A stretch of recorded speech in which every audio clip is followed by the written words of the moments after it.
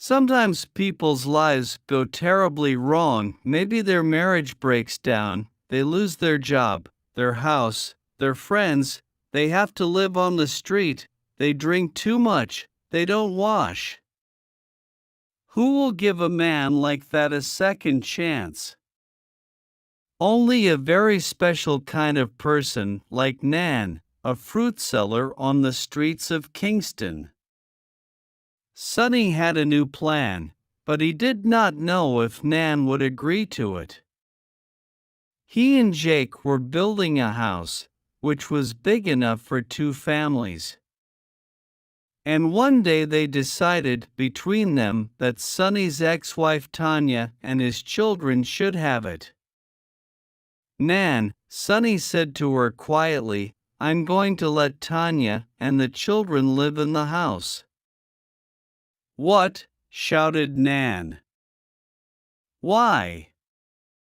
"It is good for the children," said Sonny.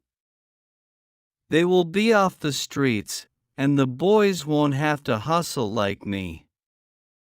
"But what about me and you? Where are we going to live?" "We will try and build another one," Sonny said. "Lord," he thought, "is she going to leave me now? Maybe this is too much for her. I love her. I hope she understands what I'm trying to do." "So," Nan said slowly, "you tell Tanya already?" "I said something about it." Sonny looked away from Nan's eyes. "She agrees because it would be good for the children. I don't want my daughters living and dying like dogs on the streets of Kingston, and I don't want my boys carrying guns and selling drugs. I want them to have a place to live, Nan, a place where they can study their books and have a better life." "It is a hard thing you ask, Sonny," Nan said quietly. Sonny was a good man, and Nan trusted him. But she could not understand why he still cared about his ex-wife Tanya. "Why can't he have a clean break with this woman?" she thought. "Tanya ruined his life, she went with other men and she kicked him out on the street. And then she sold all his things." Nan remembered the day when she first met Sonny, a day that changed her life.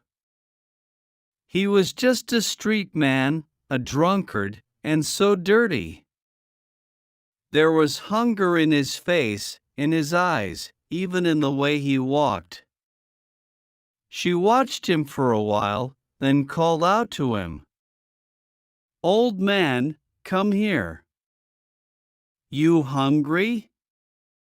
"Yes, ma'am." What kind of a street man was this, she thought. Nobody ever called her ma'am. That wasn't a word people said to women who sold fruit on street corners. They usually called out old girl, or something worse like Dooty Skeetle. It felt good to be called ma'am. She took some of her fruit and gave it to him. "Thank you, miss," he said. "I'm very grateful." He came by every day after that, and every day she gave him some fruit. Then one day she took him to the church on Harbor Street, which helped street people with their drink problems. They agreed to help him and took him in. 2 months later, a clean, tidy man in a light brown suit stopped by her stall and said, "How are you, madam?"